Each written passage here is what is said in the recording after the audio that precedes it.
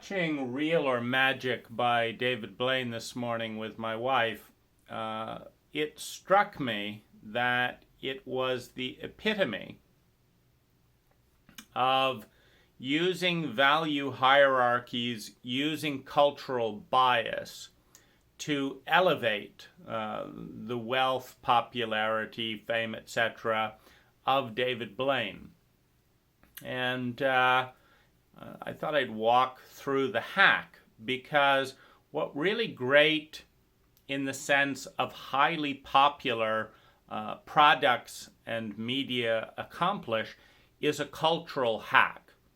So every cult has its hierarchy of values, and if you can get a product or a person or a piece of media to rank at the top of most of the cult's peak values, you've hacked the cult. And so the first hack is fame. In the United States, the desire to be noticed, to be important, to be famous is pervasive throughout the culture. And so the first design hack in the video is to limit every person in the video to people who are famous. Celebrities and David Blaine, they're all famous. The second hack is money. Within a capitalist paradigm, money is one of the highest, if not the highest, deity in the cult. And so everyone in the movie, including David Blaine, has millions or billions, has a lot of money. Now, within the framework of chauvinism, a lack of feeling is high ranking.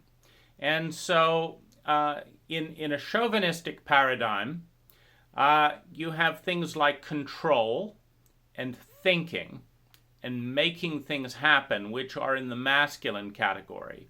And then you have feelings and spontaneity and allowing things to happen, and that is in the feminine category, in the polarity of yin and yang. And so one of the things in a chauvinistic culture that loses you status is showing feelings. And so one of the hacks here is David Blaine never shows anger. He never shows fear. He never shows pain. He never shows joy. He never shows surprise. Nothing phases him. And so here what we have is, first of all, the leveraged celebrity hack makes people that we all in a cult that worships celebrities worship. And by polarizing the dynamic so that the celebrities are scared for David's pain, that the celebrities are puzzled, that the celebrities are surprised, that the celebrities are moved to tears. All of these things is creating a contrast between the femininity in the celebrity and the masculinity in David Blaine. I'm the one who has no feeling. We also, as part of our cult, elevate this thing called smart. Now, we don't necessarily link smartness with wisdom, and we don't necessarily elevate wisdom. What we elevate is this thing called smart, and it's the person who knows what's going on. The person who's gathered around in the gossip is the person who knows, because they know what's going on. They're at the peak of that pinnacle. And so, within the United States, you have the U.S. intelligence agencies that actually know the backstories that are not being published to, they're not being shared with the media, or the media doesn't have the full extent of it, or it was a media plant, etc. But in this hierarchy of who's smart and knows what's going on, David is the only person in the room who knows exactly what's going on. And so part of the video design is that there's only one person that we know of who knows what's going on, and it's David Blaine. Surprise, surprise. Next, we have tall and white. Within the racial biases globally and certainly in the United States, we have mass. Now, this ties back to reptilian era days when we actually had to use our bodies to survive. If you're a chimpanzee, the alpha who gets the best meat and the best mate is often the biggest fighter. And so we're no longer in alpha days in physical form, but we still have the biological recollection of it. We have the memory that says, well, one day we might be out in the jungle, and one day there wouldn't be enough food, and one day there wouldn't be any, Social Security check, and then there'll just be who's going to get the limited food, and it will be the tall, big person. It'll be the strong male, the typical male body being bigger and more competent at fighting than the typical female body. If you just line up 100 random men and women and have them have a fight, statistically, more men will win. That's the typical. So we have tall and we have white. Why white? Well, in the dominance structure of power, and power is definitely at the top of our cultural hierarchy. It's one of the reasons money is so important. At the top of power, part of the power that David is expressing is the power to be on TV, the power to get famous people to show up and do his tricks in his way. Part of the reason that white is powerful is that within the various world dominance patterns over the last several hundred years, white, whether it's from Britain or Germany or the United States, white is winning in the aggressive, chauvinistic dominance pattern. It was America who dropped bombs on civilians in Hiroshima and Nagasaki. And I was listening even to Edward Snowden in his one of his tapes. When he was in Japan, he wanted to visit Hiroshima because he said it was a holy place. And what's holy is the expression of power within a cult that worships power. That worships power. And the greatest expression of power within the human framework is the ability to press a button and wipe out hundreds of thousands of lives. That this is a pinnacle of power. And that the pinnacle of powerlessness is not to be able to do anything in return. And so we have tall and we have white. David Blaine is a big man, and he's white. Then we have male. This gets back into that same kind of dominator principle aspect. A male is going to win a physical fight 70, 80% of the time relative to a female. Now, obviously, some of that is how females have agreed to dress. High heels, not very good. Fighting, little, skirts, tight this. Some of that is biology.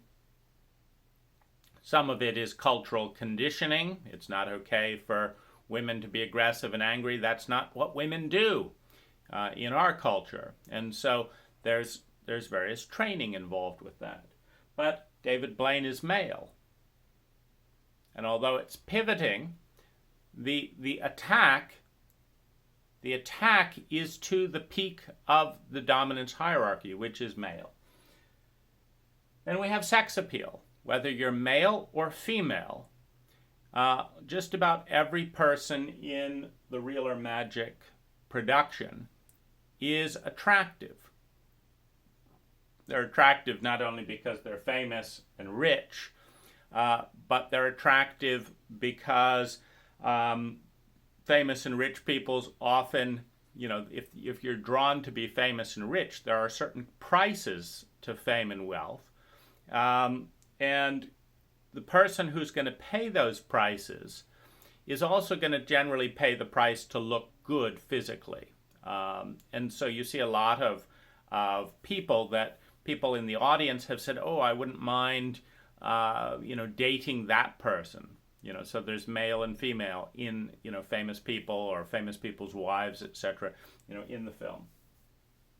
So you have sex appeal.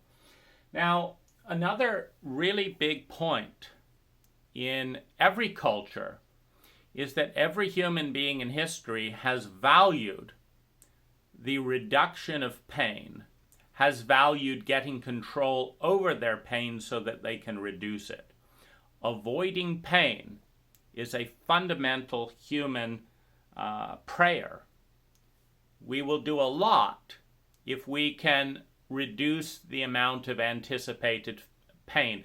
In fact, all fear in human history, the deepest fear in human history, is of the pain in the past, or the pain that we saw happen to this person here, becoming our future. All fear is the anticipation of pain in the future. If there is no pain, there is no fear. Now, many people are more loyal. Most of us are more loyal in this culture to our fear, and with it pain avoidance, than we are to something positive. And so if you want to show ranking or leadership in a culture of fear, one of the ways that you do this, and one of the ways that you earn respect, is you demonstrate that you can tolerate and feel more pain than anyone else. This gets unanimous respect in a fear and pain-based culture. If you will willingly endure more pain than anyone else for a constructive end, in this case, a media production and entertainment value, etc., you go up in cultural ranking. And David Blaine puts skewers, ice picks, through his hand, plus manages disgust. So all of these fear things, that I'm afraid of disgust, I'm afraid of feeling sick, I'm afraid of this. And so the people that willingly show that they are not afraid go up in our estimation. Finally, the pain that we all carry to some degree inside creates a restlessness that is reflected in so many of our addictions and distractions, where we want to build our house but we don't get around to it. We want to do this but we're too frightened of this feeling. It takes an incredible amount of intimacy with oneself. It takes an incredible amount of discipline, an incredible amount of patience to do what David Blaine does. And when he stands there embodying 20 years of study and research and willing pain and sacrifice and diligence and belief, we recognize that he's doing more than 99% of our culture, that we aspire to do that, but that he's actually doing it. And so you have this, the underlying message of profound discipline and patience, which means facing the demons within and transcending them. And finally, we have excellence in filming. And one of the true expressions of power and mastery is subtlety. When Edward Snowden was fleeing for his life around the world, all the U.S., Joe Biden, and other, it was Obama's, it was Obama's first priority to catch Edward Snowden, to hide the U.S. Corruption around its constitution, because Edward Snowden was fulfilling an oath to the United States Constitution that there would not be unwarranted search and seizure within the United States. And the CIA and the various lies involved with that scandal, that every American email, phone call, etc., was being stored indefinitely for prosecution and potential abuses of power later. That this, that Snowden was running for his life. And all Joe Biden had to do was pick up the phone and say, we know that there's no law about this. We know that Edward Snowden is a political refugee. We understand that many of you are angry that we spied on your heads of state, that we violated your trust. But none of that matters, because we've got the biggest economy in the world. We control the value of the US dollar. And we have the biggest military in the world. We are 500% more dominant in our military.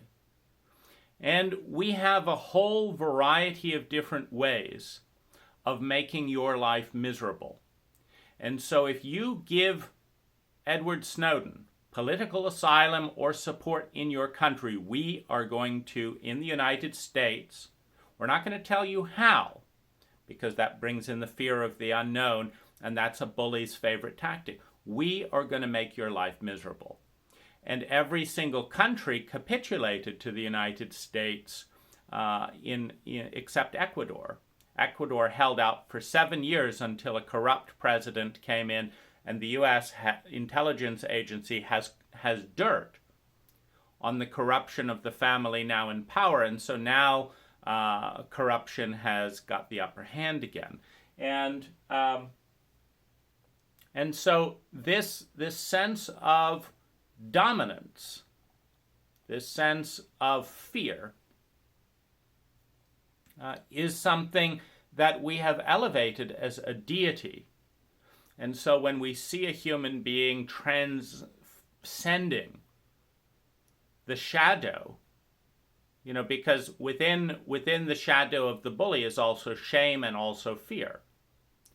Because what we know is that when you've got everyone afraid of you, it takes very little effort to get capitulation. In other words, numerous countries around the world, it took one call from Joe Biden to get them to violate what was in the global interest, which is that information about law breaking and abuses of power and torture and all this type of things comes to light.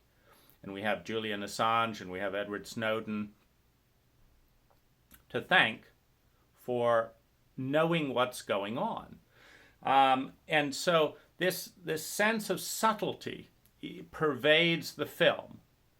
It looks effortless for whether it's the shuffles or the lack of grimacing as an ice pick goes through the hand, or frog is coughed up, or whatever it is.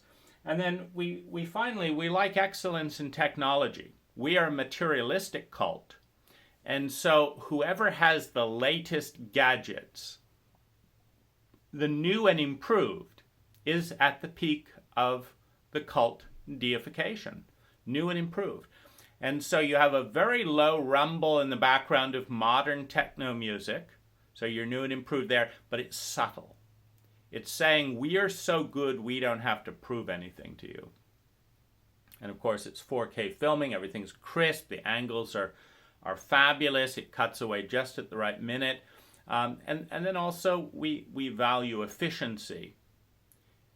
And it's only an hour long. In a single hour, you're going to be taken around the country or the world. You're going to meet more celebrities than you'll see in a week. You're going to see things that are going to leave you completely confused. And then it's like, and I'm the guy that did it. I'm the guy, David Blaine. And so if you were to set out to hack the cult deities and climb to the pinnacle of the cult hierarchy, there are few ways to do it. Because David Blaine even hacks the President of the United States. Fools the President of the United States. And there's an underlying message. I'm at the top. I can fool even the most powerful person of the powerful country in the world, etc., etc. So, one of the interesting questions is the psychology of hacking a cult. Because the fact that we all value these things, the fact that we're all chauvinistic and thus value the minimizing of feelings, the fact that we all, at some level, peg things to money, even the New Agers, they'll peg things to money in the reverse, because someone is spiritual if they don't charge money, because they're using money as the reference point. Or, you know, if we're looking at smart and intelligence, or bigger is better. And, you know, I was at a Native American ceremony for the Bioneers in Marin County yesterday. And the thing that got the laugh and that got the crowd roaring was a grandmother Indian who had showed an American white police officer, you know, to go to hell, basically. You know, she'd say, "Get off my land." And then everyone thought that was great. Why? Because the term of value is still dominance. And they're saying this is what should be. Old grandmother should be the dominant one bossing the white police officers around, rather than the white police officers bossing our Native American grandmothers around. But bossing is still the currency. Who's doing the bossing is the dominator principle. And so that's what gets the, oh, good, makes us feel good. Because a woman, an old woman, a Native American woman, a non-attractive woman by the standards of our magazines, told a white man with a gun to go to hell and get off her road, and she prevailed, meaning she wasn't killed and tormented and stuff. You know, he left the road, you know. And so this is the currency. Who's bossing who around? And in a democratic framework, you want whoever is underrepresented to be the one getting the power. That's the whole goal. Whoever is the underdog. Since women are oppressed, then we want women to win and beat men. If children are oppressed, then children get to beat up the bully. Whatever it is, we're rooting for the underdog. And so I recommend watching the movie, but also learn about our culture. And what does it say? What does it say about David Blaine? That he has created the perfect hack. It takes about 20 years and an extraordinary amount of patience and an extraordinary amount of pain endurance and an extraordinary strategy and determination and vision to completely hack a culture like this and come out on top. But what is the value to a human being? What does that do for a human being in our cult? To be able to be on top of the cult. Particularly when feeling no emotion is not very fun. It puts us in the sociopathic continuum. What does it do? And that's a question for all of us.